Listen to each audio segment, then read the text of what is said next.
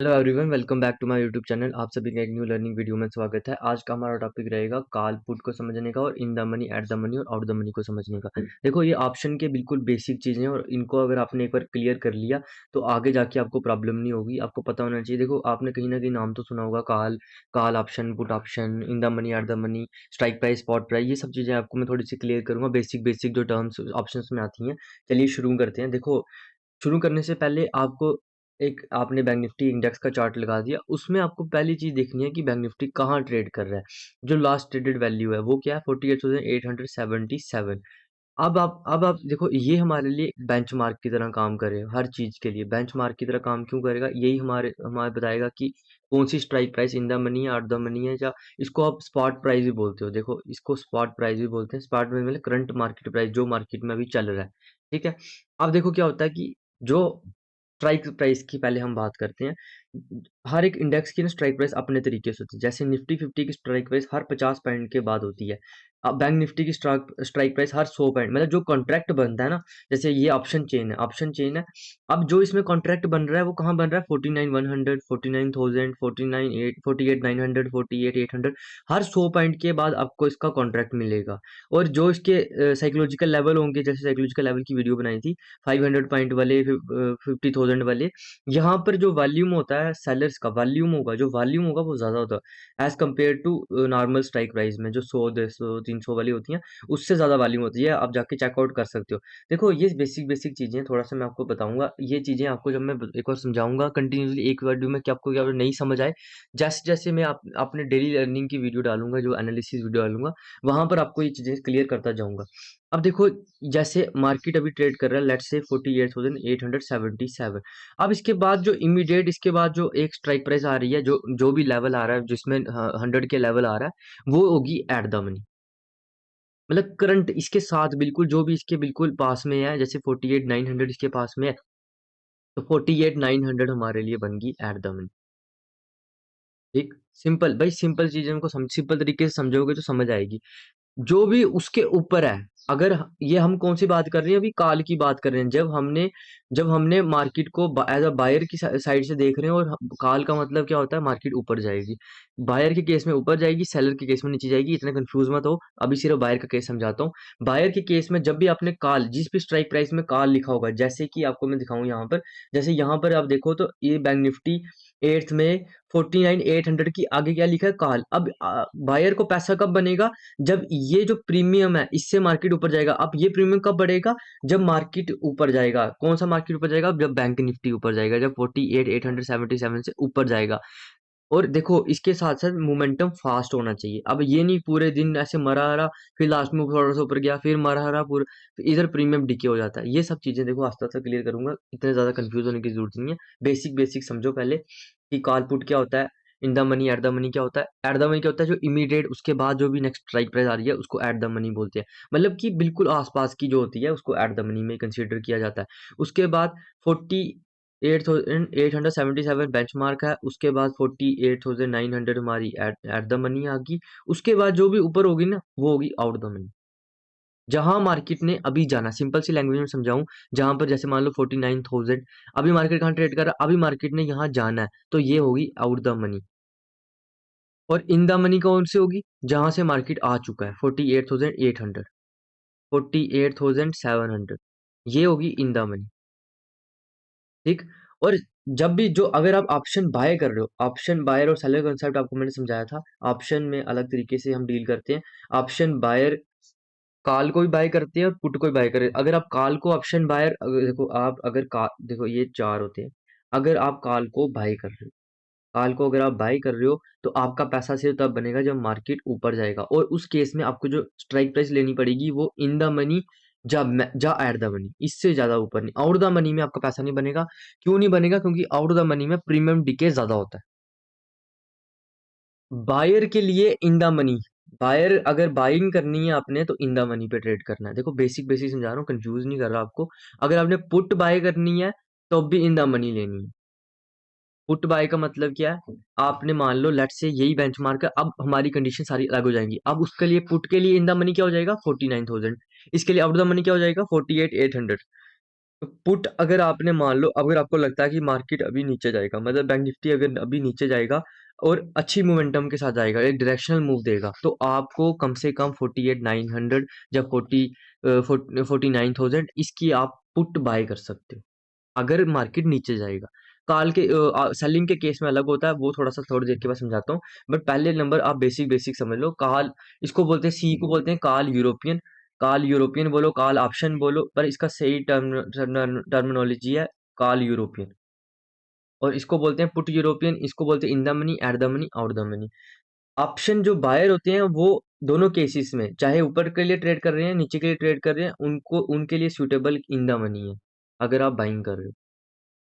अगर आप सेलिंग कर रहे हो तो आपके लिए जो सुटेबल स्ट्राइक प्राइस रहेगी वो रहेगी आउट द मनी। सेलिंग के केस में सब उल्टा हो जाता है। सेलिंग के केस में उल्टा क्यों हो जाता है? अब समझो सेलिंग के केस में क्या होता है। सेलिंग के केस में क्या होता है, कॉल अगर आप सेल कर रहे हो तो ये उल्टी हो जाती है, मतलब ये मार्केट जा तो, अब जैसे मैंने कल आपको समझाया था, अभी वापस आपको मैं वो बना के दिखाता हूँ। अगर आप कॉल बाय करते हो, कॉल अगर आप बाय कर रहे हो तो आपको एक ही तरीके से पैसा बनेगा। एक तो अपने जो स्ट्राइक प्राइस लेनी है वो इन द मनी हो। स्ट्राइक प्राइस कैसे डिसाइड करना है, जो हमारा स्पॉट प्राइस है उसको देख के आपने, इसकी कॉल की स्ट्राइक प्राइस हो जाएगी 48,800, इसकी इन द मनी हो जाएगी 48,800। रेफरेंस के लिए मैं साथ ही लिख देता हूँ। अगर आपने पुट बाय करनी है, मतलब आपने पुट में पैसा बनाना, एक ही तरीके से पैसा बनेगा जब डायरेक्शनल मूव आएगी। और पुट में पैसा कब बनेगा, जब आपने बिल्कुल देखो, बिल्कुल पास की भी चलेगी, 48,900 वाली भी चलेगी, 48,900, 49,000, ये सब इसके लिए इन द मनी है, ये आपने ट्रेड करनी है। ठीक। इन द मनी क्या होती है, जहां से मार्केट गुजर चुका। उल्टे केस में अगर आप देखो, पुट के केस में देखो, तो वहां से मार्केट आ चुका है, तभी तो आउट द मनी इसके लिए क्या रहेगा, 48,700, यहाँ मार्केट ने भी जाना है। पुट के केस की बात कर रहा हूँ, देखो है थोड़ा समझने में मुश्किल है, बट एक दो बार वीडियो देखोगे तो आपको क्लियर हो जाएगा। अब का सेलिंग के केस में क्या होता है, देखो सेलर को क्या बोलते हैं, राइटर भी बोलते हैं इसको, राइटर भी बोलते हैं इसको। कहीं कहीं आपने सुना होगा कि मैंने शॉर्ट कर, कॉल शॉर्ट किया है, तो वो भी सेलिंग ही होती है, ऑप्शन सेलिंग। तो इसके थोड़े से टर्मिनोलॉजी हैं, ये चीज आपको देखो, कभी कभी कोई ऐसे बोल दे कि यार मैंने शॉर्ट किया कॉल, मैंने पुट शॉर्ट किया है, स्ट्रैडल बनाया, स्ट्रैंगल बनाया, ये सब ऑप्शन सेलिंग में यूज होती है टर्मिनोलॉजी, हेजिंग की है ये वो। तो अब ये देखो, अब क्या होता है सेलिंग के केस में उल्टा है। सेलिंग केस में अगर आपने कॉल सेल की है तो आपको दो तरीके से पैसा बनेगा। जैसे मान लो आपने 49,300 की कॉल सेल किया है, एक तो मार्केट अगर इसके नीचे साइडवेज रहता है तब भी पैसा बनेगा। अगर मार्केट ट्रेंडिंग रहता है, डायरेक्शनल रहता है इसके नीचे, और इसमें प्रॉफिट तो लिमिटेड है। अब मैं वो दिखाऊंगा प्रॉफिट लिमिटेड कैसे है। पहले आप समझो 49,300 पे आपने आपने कॉल सेल किया है, तो इसका पैसा कब बनेगा, जब मार्केट नीचे जाएगा, तो इस केस में ये होगी आउट द मनी। मतलब मार्केट ट्रेड कर रहा है, जैसे लेट्स से, चलो अभी हम रियल टाइम एग्जांपल देखते हैं। मार्केट ट्रेड कर रहा है 48,877, कॉल के केस में मैंने आपको बोला था कि इन द मनी 48,800 होगी, पर है तो सेम है ना। कॉल के केस में आउट द मनी क्या है, 49,000, बट ऑप्शन सेलर को आउट द मनी को ट्रेड करना है, तो वो लेगा 49,000 की कॉल सेल करेगा वो। अगर उसने अपने सिर्फ प्रीमियम का पैसा खाना, उसको पैसा भी ज्यादा देना पड़ेगा, उसका रिस्क मैनेजमेंट ऑलरेडी हुआ होता है, जैसे मैंने कल समझाया था।